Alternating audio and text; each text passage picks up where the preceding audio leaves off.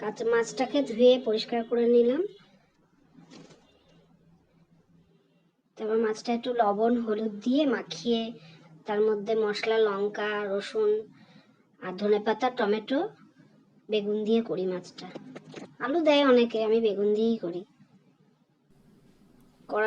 কড়াতে তেল দিলাম, দিয়ে মাছটাকে একটু হালকা ভাজা করে রেখে দেবো। দিয়ে বাটা করে নিলাম মশলাটুকু, রসুন আর লঙ্কাটা। তারপর তেলের মধ্যে একটু বেগুন ভাজা করে নিলাম, মশলাটা দিয়ে দিলাম।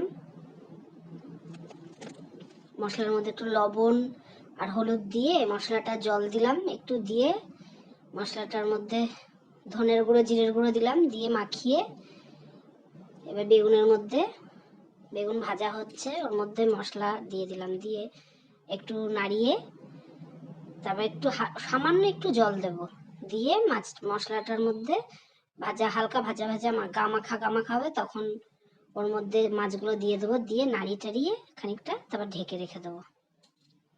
মাছটা দিলাম, দিয়ে মাখিয়ে ঢেকে রেখে দিলাম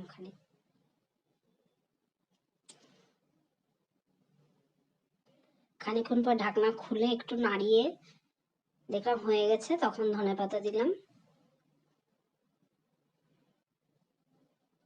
দিয়ে একটু নাড়ানাড়ি করলাম। তারপরে আমার মাছটা তৈরি হয়ে গেছে, দেখেন।